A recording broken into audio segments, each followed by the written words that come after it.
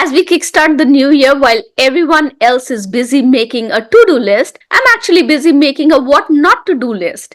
And that's because, in my experience, what you say no to plays such a huge role and a bigger role than things that you say yes to. Having this not to do list sets the right tone for me for a successful and fulfilling year. Today, I'll be sharing with you my top 7 not to do list. Things that I would absolutely avoid doing on daily basis in this new year. Before we get started, a quick reminder to subscribe to my channel and click on the notification bell icon so that you can get notified as soon as I release a new video. And now let's dive right in. The first thing on my list is that I'm not going to graze on low value tasks. According to Parkinson's law, work expands to fill time. So if you allow more time for a task than necessary, it's prone to take longer. I realize that when I'm not setting a fixed window for managing low value tasks like responding to non critical emails or responding to non critical text messages or phone calls, I end up spending all my day in the mailbox, diminishing my productivity and delaying progress on things that matter. Creating a short, discrete window of time for processing less critical and low priority activities helped me carve out more time for creative tasks, which I love to do. The second item on my list is that I'm not going to be an ostrich. Have you seen an ostrich? An ostrich buries its head in sand when it sees danger, assuming that if it doesn't see the danger, then it won't hit it. It's like a leaky faucet in your bathroom.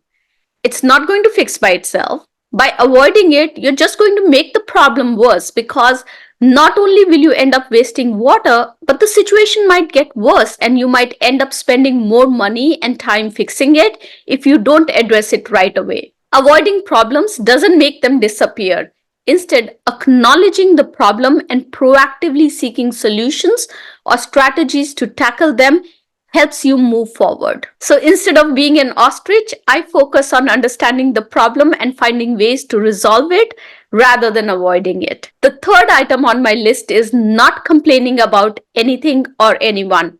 We spend so much of our energy every day thinking and complaining about things. The job market being tough, the stock market not performing, you having not enough money, your team members not delivering on their projects, your manager not listening to you. We default to the complain mode even when we know it's not going to help because it's easier to complain than to take action. So instead of complaining, if we can focus our energy on things that matter and things that we can control, we'll be able to change the outcome. Basically, if the thing is under your control, then go do something about it. Or if the thing or a situation is not in your control, then let go because it's just a waste of time and energy to complain about it. The fourth thing that I'm not going to do this year is saying yes when I should really say no. The biggest mistake I think I made when I was starting off was that I was saying yes to opportunities and to requests when I should have said no. I said yes to things even if they didn't align with my goals or values. I remember saying yes to a speaking opportunity because the request came from an industry influencer.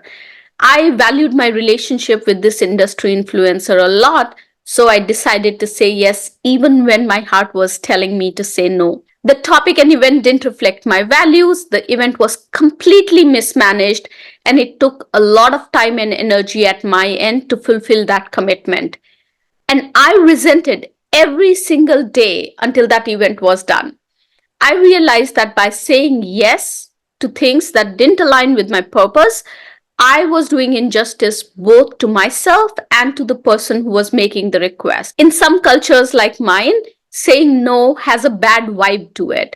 But in reality, saying no empowers you to stay focused on your goals and values, deliver impact, and avoid burnout, and protects your mental health. So this year, if an opportunity comes my way and it doesn't align with my goals and purpose, I would not hesitate to say no to it. The fifth is not allowing comparison or jealousy enter my headspace.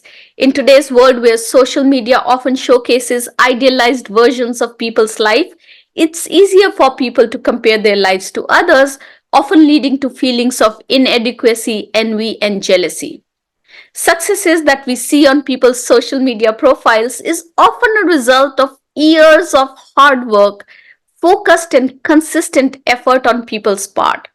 Everyone has their unique path and their unique journey, and comparing yourself to others leads to this unnecessary stress and dissatisfaction, and sometimes race towards a goal that's not even yours.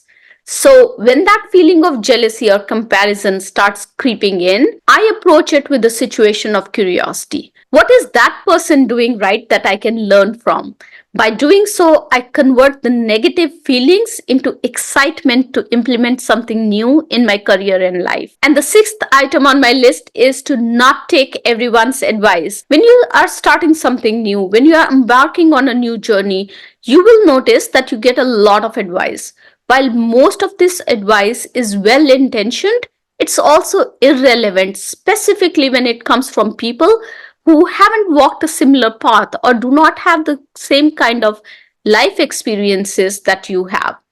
When I started the EVOW initiative, I got a chance to meet with a board member of a very famous women empowerment organization. When I told her about my idea, she discouraged me to continue with the EVOW initiative, citing that there were already big organizations like the one that she was on the board of. There was no need for another one. She hadn't walked in my shoes. She was not an immigrant woman of color in technology. She had not lived through my challenges. I'm so glad that I didn't follow her advice. If I would have followed her advice, we would have never been able to make the impact that we are making now with the EVOW initiative. So before you start acting on someone's advice, pause and filter that advice and do a little check to see if that advice is valuable for you or not. And the seventh and the last item on my list that's very personal to me is don't allow more than 1 hour of inactivity. It's not good for your mental, physical, or emotional health. I've added this one to my list because I get so busy, so engrossed, so submerged in what I'm doing that I forget to move. I realize that my body needs more movement. My mind needs time to recharge and my emotions need a reset. So now I have an alarm set on my fitness tracker. After every 1 hour, the alarm prompts me to move, to run down the stairs to get a glass of water or tea, to stretch or to do a quick breathing exercise. Basically, some movement for that rush of energy that I need for the next 1 hour. So that was my what not to do list for this year. I'd love to hear from you. Which of these excites you the most for making this year the best year of your life yet? Share it in the comments. And for more insights like this, make sure to subscribe to my channel and hit on the notification bell icon so that you get notified every time I release a new video. Have a successful week. Bye bye.